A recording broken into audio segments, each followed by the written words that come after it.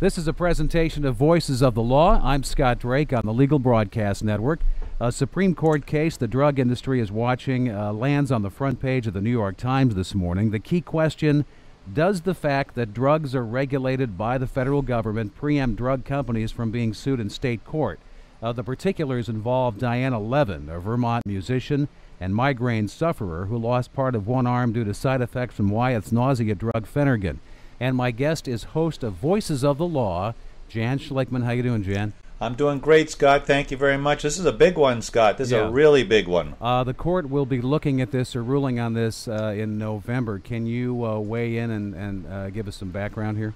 Yes. Well, this is a continuing saga. It started earlier this year. The Roberts Court and Chief Justice Roberts seems very, very keen on expanding, or at least that's what the manufacturers think, very keen on expanding this preemption doctrine, this doctrine that says that if a drug or a product is being regulated by the feds, therefore people are it's immune from suit from people who are claiming that they were injured or damaged by a defect in that product if it passed safety or it was approved by the regulators who were overseeing that particular product. So this is really big because earlier this year the Supreme Court said that for certain medical devices under a federal statute there was this immunity. But now they're faced with the issue. Wyeth is saying, hey, why don't you expand that theory on a common law theory, which would cover all sorts of products across the board, whether they're so-called coming under the Medical Devices Act or not. So it's really, really big to see if the court is going to expand it, and this will have profound implications for people's ability to be able to hold these companies responsible for defective products. Now you're talking about Medtronic with the medical devices, and that was a law that applies only to medical devices. What's the similarity here, though?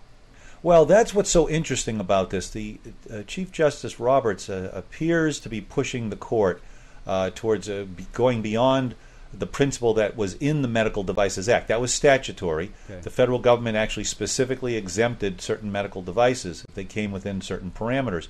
But now what's being asked here is whether we should take that principle that was in the statute and now just say, hey, this should apply to all products, whether they're medical devices or not. And that means, how many products out there are not being regulated in one form or another by the federal government. So this opens up the possibility of taking off the table products that that could be defective and can cause a very substantial injury or death to not just one but many people, removing the right of all those people who could potentially be injured from holding the companies responsible for making these products defective.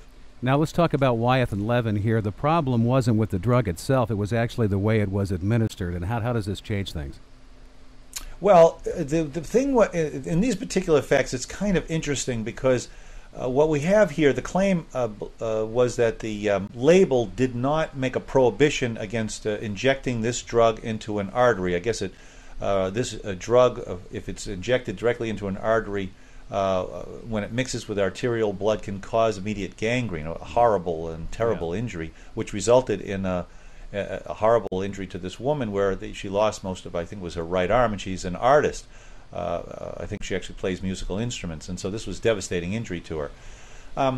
But the issue is that could they have put this prohibition on the label or not? And what is interesting about this issue is that you'd think it would be a simple answer to this, but the plaintiffs say, look, they could have, and the Vermont Supreme Court agrees with the plaintiffs that they had the right.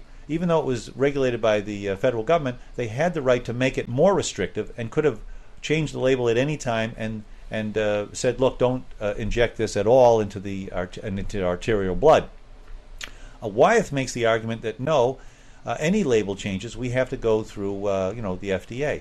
Now you would think there would be a simple answer to that question, but clearly there's not because it's in dispute. So that's also in the mix, which will be interesting for the Supreme Court to come down on, because if in fact the Supreme Court finds that they can change the label at their wish to make it more restrictive, that's going to make it harder for the court to take products off the table under a preemption theory. So that's going to play in here in a very interesting way. So it'll be interesting to see how the justices respond to that argument. Jan, where do you think, based on what the Bush administration has said and then what the New England Journal of Medicine filed in their brief, where do you think the court is leaning now? Well, I think that the signs do not look good for those who would like to keep our accountability system intact. I think the court has signaled by taking this case, and also, it's not widely known, reported though today in the New York Times, and I hope people pick up on it.